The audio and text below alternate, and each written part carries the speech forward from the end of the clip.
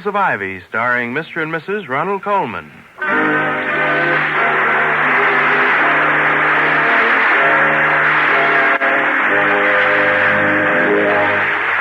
Good evening. This is Ronald Colman. And Benita Hume. Inviting you to join us again on the campus of Ivy College. And now, the Halls of Ivy. We love the halls of ivy that surround us here today. Welcome again to Ivy College, that is, in the town of Ivy, USA. Reading maketh a full man, said Francis Bacon many years ago. But it's a notorious fact that college presidents get very little time to read. Thus, it's a rare and precious scene that we're permitted to view this evening as we look into the living room at number 1 Faculty Row. There by the hearth, enjoying the fire and basking in the warmth of each other's company, sit Dr. William Tonnenter Hall, president of Ivy, and his wife, Victoria, reading. I knew it. I just knew it. Couldn't have been anyone else. Then who? The mailman. I had him under suspicion right from the first. Of what exactly are you accusing the mailman? Of murder. And I knew it from page 3. Page 3? Oh, a fictional mailman. Yes, not that swift courier of ours.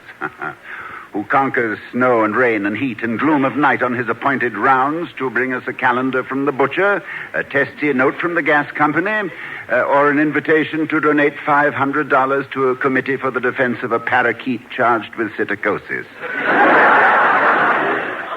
What was the question again? I merely said, then you were not talking about our mailman. Well, maybe that's what you said, but you didn't say it merely. No, it was the mailman in the murder mystery I just finished. He stabbed Sir Montague Milford in the butler's pantry. Right between the sherry and the biscuits, I presume. How was the book, aside from the fact that the author failed to baffle you? Terrible. I found it on a seat on an Ivy bus this afternoon.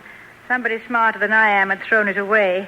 What are you reading, or were you reading, before I broke in on your research? It is called Miscellaneous Publication number 486, and is published by the Soil Conservation Service of the United States Department of Agriculture. You must have found that on a bus, too.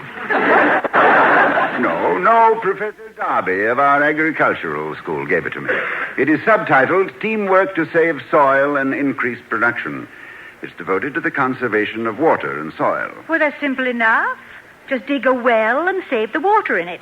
Put the dirt you dug out of the well in a big pile and save that, too. Conservation, soil and water. Why don't they ask me about these things? Well, I can't answer that without hurting your feelings, my love. Besides, this is really a large and interesting subject.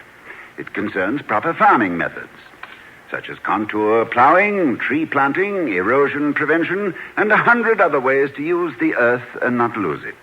Professor Darby calls it farming today for tomorrow. Well, why did he give it to you? Oh, I indicated some interest the other day when I asked him about the legal aspects of cloud seeding. Cloud seeding? Yes, dear, artificial rainmaking. But, darling, you are interested in more things. But what about the legal aspects? Well, I just asked a hypothetical question. I wanted to know what my legal rights would be if I owned a farm, raising crops which required little or no water, while a neighboring farm needed rain and started cloud seeding. Supposing the wind were to shift and my crops were deluged and ruined, whom could I sue? My neighbor? My government? The firm of cloud seeders? Or Jupiter Pluvius? Well, yes. Or if we started out for a picnic on a bright day and some ambitious farmer sent up an airplane and made it rain, who would we blame for the soggy sandwiches and the wet cookies? Exactly. Well, who would we? Professor Darby didn't know. Oh. It's the old story. Ask a hypothetical question and you get an equivocal answer. So I think I shall lay this pamphlet aside and go back to my real reading for the evening. A mystery? Yes, a profound one. It is a paper by one of our younger faculty members in one of the psychological journals. Just published. The mystery is why.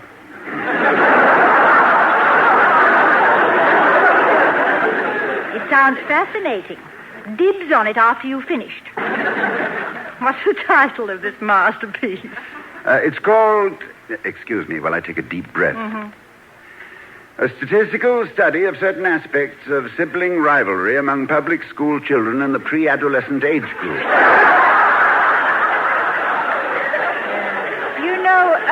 I think we ought to read aloud to each other more often. Seriously, is it any good? Seriously, no. Vicky, I try to be appropriately humble in fields where I am not an expert, but this paper sounds as if... What is it, Toddy? I thought I heard someone on the porch.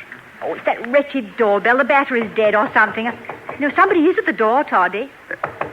Well, here's a knocking indeed. Wake Duncan with thy knocking, I would thou couldst. I'll get it, Vicky. Anon, I pray you, remember the porter. Ah, Macduff. Won't you come in? Macduff? Why? What? Oh, I see, the knocking. Always your little joke, Dr. Hall. Your doorbell doesn't work. Good evening, Mr. Wellman. Macduff, indeed. Duncan is in his grave. Good evening, Mrs. Hall. After life's fitful fever, he sleeps well. Yes, I guess I have you there, Dr. Hall. Treason has done his worst. Nor steel, nor poison, malice... That's enough, Dr. Hall, that's enough. Now, let us put this persiflage aside.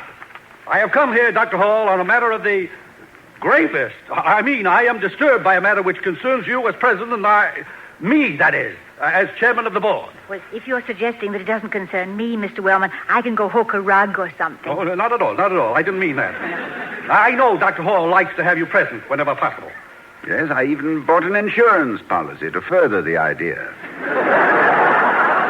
It's called a marriage license. Anyway, please don't leave, Mrs. Hall. I value a woman's approach to things. Intuition, they call it.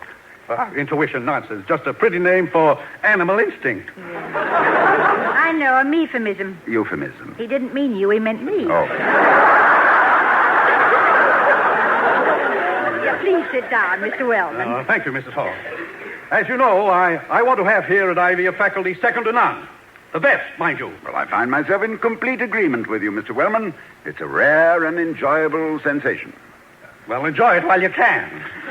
Because, Dr. Hall, the price of having the best faculty obtainable is internal vigilance. Eternal, isn't it?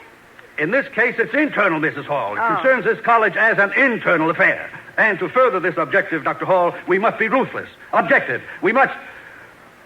Look, do you know this new man in the history department, Professor Grimes? Hugh Grimes? Yes, but he's not exactly new, Mr. Wellman. He's been with us a year and a half, and a good man, too. Now, that is a matter of opinion, and it is not my opinion. The man is no scholar, not keeping up with the standards of our faculty. He's lazy, slacking on his job. He's letting us down, Dr. Hall. Down! Down, boy! Well, I can't understand how you got this impression, Mr. Wellman. Grimes is a brilliant man, one of our most promising historians. Well, then let him keep his promises. Do you realize that Grimes has published nothing, not a single book or article since 1947? 5 years? Well, is the value of the teacher to be measured by what he offers his pupils or his publishers? May I remind you, Dr. Hall, that Grimes occupies the Hezekiah Q. Wellman Chair of Modern European History? Oh, the reminder is unnecessary. I know it very well. And need I add that chair was endowed by me in grateful memory of my late paternal grandfather, Hezekiah Q. Wellman? Grimes is in my chair. I mean, the one I... Yes, I know that also. Do you know Dr. Grimes personally, Mr. Wellman? Well, I've shaken his hand, if that's what you mean. I know what he looks like. Doesn't mean anything. Anybody can look like anything. And they often do. Are you sure you have adequate grounds for your complaint? I know that he hasn't published anything since 1947. That's enough for me. Well, wouldn't it be a good idea to get acquainted with him? Yes. Now, why don't you both come over here tomorrow evening? Won't do any good. A lot of happy chit-chat, la-di-da personalities, everybody being charming. Nobody's going to charm me into changing my mind. Maybe Grimes can hold a teacup, but that isn't the question. Can he hold his job? Well, let's have you both here anyway. We'll all try our best not to be charming. It'll be difficult for my wife, I know, but I'm sure she'll do her best. Well, I'll just pretend I'm the new girl in the play, and you're all friends of the producers. All right, I'll be here. But I warn you, I consider this a college, not a coffee clutch. And every time I've gone to a coffee clutch, I've always found one kind of cookie that I could do without.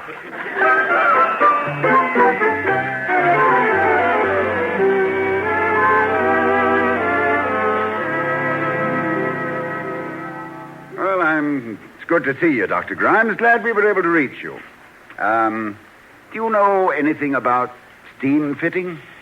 Well, only the old joke about taking two pieces of steam and screwing them together. Or about boiler cleaning compounds? No, sir. My horizons are somewhat limited. Then you ought to be a college president. I was just on the telephone with the custodian of buildings. He wanted my advice on repairs to the heating system. Now, why should I know anything about that? Well, I suppose the presidency of a college does demand a certain omniscience. Omniscience, yes. It would tax the versatility of Leonardo, the wisdom of Solomon, the patience of... No, I mustn't be trite. I will not say Job. Now, let's get down to business. I had a special reason for wanting to see you this morning, Dr. Grimes. Not a very pleasant one, I'm afraid. Really? I'm sorry to hear that. Do you know Mr. Wellman, Clarence Wellman, the chairman of our board of governors? Well, I've met him, of course. Well, Mr. Wellman is a shrewd businessman, Professor. We mustn't for a minute discount either his sincerity or his intelligence. However, he is occasionally inclined not to list some of our intangibles as assets.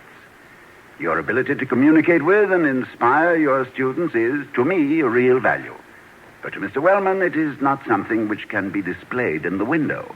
It seems, Professor, that you have stubbornly and shamefully refused to publish a book in the last 5 years.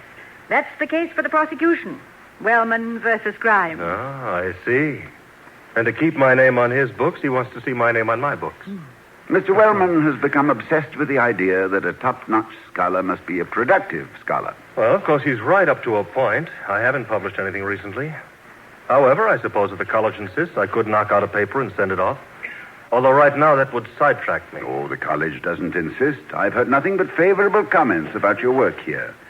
You have the respect of colleagues and students alike. Well, that's very gratifying, Dr. Hall. I thank you. Well, as far as I'm concerned, with the job you're doing at Ivy, I wouldn't mind if you never published another word. Dr. Grimes, I think my husband is getting ready to put up a fight for you. No, not a fight, Vicky. I don't think that'll be necessary. No, I would rather bring Mr. Wellman around by persuasion. Oh, so would I. Now, then, let's make some plans, then. Now the plotting starts. And are you free tonight? Could you come over here? Oh, certainly. I'd be delighted to. Good, good. Mr. Wellman has agreed to be here, too. I want you two to meet face to face. In the meantime, I have a Machiavellian suggestion. You, a Machiavelli? No, he'd be a Borgia for the sake of Ivy College. Well, Clarence Wellman also happens to be interested in history, particularly his own. He has spent a great deal of time and effort clambering about among the branches of his family tree. He doesn't know that if you climb high enough in your family tree, you'll probably find yourself out on a limb. Yeah, it's like the man who spent $10,000 in family research and then $20,000 to have it suppressed. Yeah. How far back did Mr. Wellman get? Well, I don't know exactly, but it seems the most illustrious of his ancestors was a certain Sir Tobias Wellman, born somewhere around 1665 and knighted during the reign of George I. No, it's probably a dull afternoon, and George is looking for excitement. Into each rain, some life must fall, I always say. Sir Tobias Wellman, that sounds familiar. It does. A few years ago, Mr. Wellman deposited a copy of his genealogy in the college library. Oh, I'm sure the librarian could help you find it. Now, if you were to familiarize yourself... You need go no further, Dr. Hall. I have some free time before my next class. Now let it work. Mischief thou art afoot. Take thou what course thou wilt. Oh, poor Mr. Wellman. What's he done to deserve such a combination against him? Oh, he's only guilty, my darling, of what Paul Valery calls the folly of mistaking a paradox for a discovery, a metaphor for a proof, a torrent of verbiage for a spring of capital truths, and oneself for an oracle.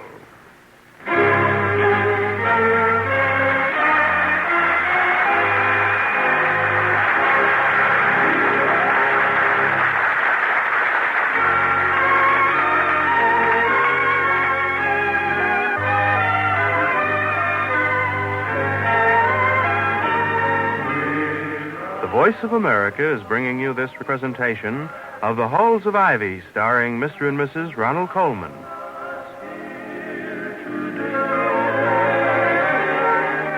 As we return to the Halls of Ivy, it's the evening of the same day.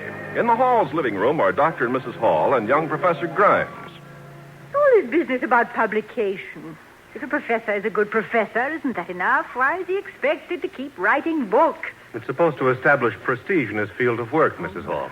The authority of the printed word. It's an ever-recurring problem, Victoria. Quite a familiar one to those of us in the teaching professions, but not to the laity. That was no laity, that was your wife. I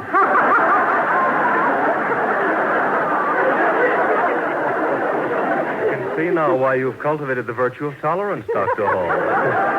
Do you get much of this? Oh, yes, a great deal. Although my wife's theatrical references are usually more classical than that one. Well, it just didn't seem to be the right spot for Shakespeare. But tell me, Dr. Grimes, you said this morning that it would... Oh, now, that must be Mr. Wellman now. We must try not to greet him so frivolously tonight. Yeah, last night we put on an impromptu scene from Macbeth. Oh, not one of the murders, I hope. Well, no, but sometimes I'm sorely tempted. Tomorrow and tomorrow and tomorrow. Creeps in this petty pace from day to day to the last syllable of recorded time. Good evening, Dr. Hall. And all our yesterdays have lighted fools the way to dusty death. Good evening to you, Mr. Wellman.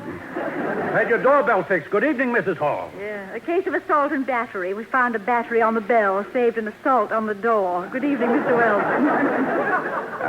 You know Dr. Grimes? Dr. Grimes, Mr. Wellman. How do you do, sir? Yes, I met this young man. How do you do? Now, please sit down, both of you. I've invited you here tonight because I believe you should know each other better. I was sure, Mr. Wellman... Yes, Dr. Hall. I know all that preamble. But, Dr. Grimes, how much do you know about English history? He teaches it, Mr. Wellman. Yes, and I've done a good deal of research in it. Have you ever heard of Sir Tobias Wellman? Sir Tobias Wellman? Yes, I have. You have? How did you happen to... hardly anybody ever... You're sure you mean Sir Tobias Wellman? Yes, I do. He was born, as I remember, in November 1665. November 17th. Fancy your knowing that. Don't meet many people these days who take an interest in real historical figures. This is quite a coincidence you're knowing about it, Professor. Oh, now, how can you say that, Victoria? History is Professor Grimes' specialty. It's no more surprising than to find Mr. Wellman, a former soup manufacturer, knowing how much actual gumbo goes into chicken gumbo. Very silly. We don't put gumbo into chicken gumbo. Gumbo means soup. Oh. It's like saying how much mock do you put into mock turtle. How much mulligan in the tawny? Certainly. Mulligatawny is an East Indian soup. Word means pepper water, and with curry as the main ingredient, it's... But I don't want to talk about soup. I want to talk about Sir Tobias Wellman. Well, as I recall, he learned the trade of carriage maker. He did indeed. That's the one, all right. Dr. Hall, this is the first historian I ever met. And finally went into business for himself. And he's the forebear of yours, I take it, The sir. first of the Wellman line, Sir Tobias. I believe he eventually became carriage maker to the king. Exactly. He was carriage maker to King George I. He invented a new method of slinging the body of the carriage with leather loops, you know. Still known in trade circles as the Wellman sling. Far more comfortable for the passengers. Oh, yes. It was in recognition of this contribution to the royal comfort that Tobias Wellman was knighted. Exactly. Why were you interested in it, Professor? Excuse me while I get some butter. Butter? I just want to see if it'll melt in my husband's mouth. No, not because... I don't believe that, really, now, there's such an experiment at this time. But no. Go ahead, Professor. Well, a few years ago, I was doing some research in the British Museum on the social history of the Restoration period. I don't know why they call these high points of history periods. History flows. Its interludes might be called historical commas, perhaps, or at the most semicolons. But I'm sorry. Go on, Professor. Yes, go on. Well, I was digging around in some old pamphlets, diaries, and letters and so on. And this morning, the name of Sir Tobias Wellman had struck a chord in my memory. And so I spent most of this afternoon checking over my old notes. I'm sure this will interest you, Mr. Wellman. This is better than a whodunit. But get to the part where gorgeous George hit Tobias Wellman with a sword. Now, there is reason to believe, sir, that the young Wainwright named Wellman, who married Polly Boggs, was not actually the father of Sir Tobias Wellman. What do you mean, not actually the father? I mean, well, then who? Polly Boggs was the daughter of an innkeeper near London. One stormy night in March 1665, this information is from an old letter. There was an unexpected guest, a royal guest, King Charles II. Who wrote this? Daphne du Maurier?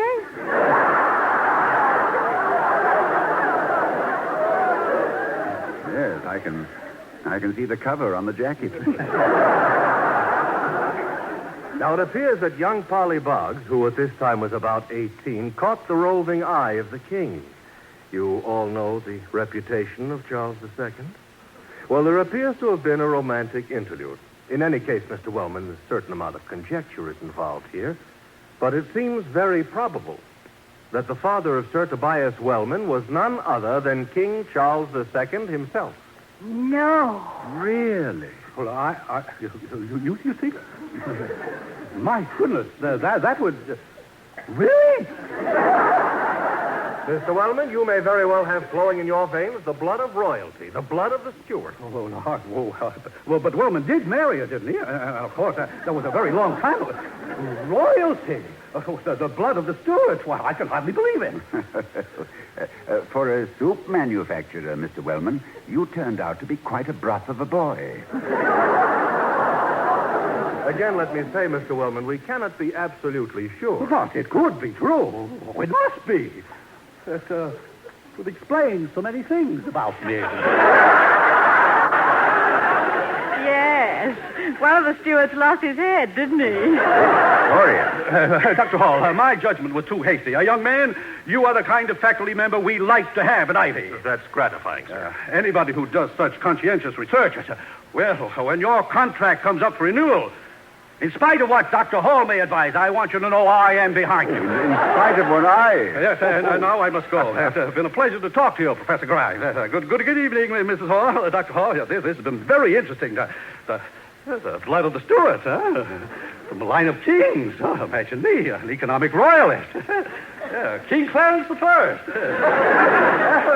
Good night, subjects. Good night. Good night, Your Majesty.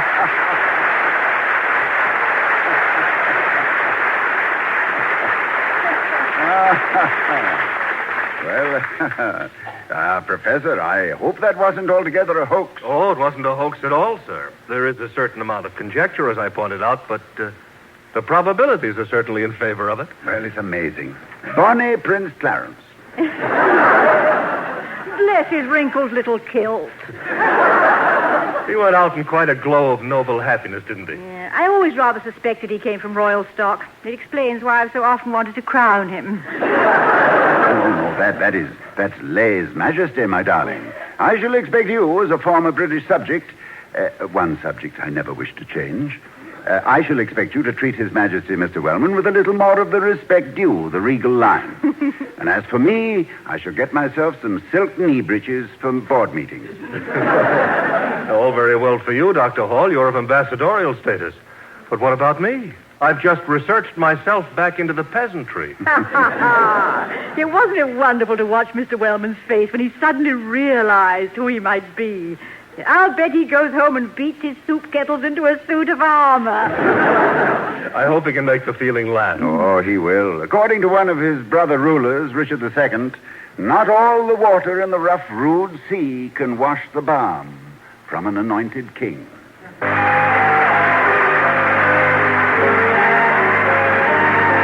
We'll be seeing you next week at this same time at the Halls of Ivy, starring Mr. and Mrs. Ronald Colman. Oh, we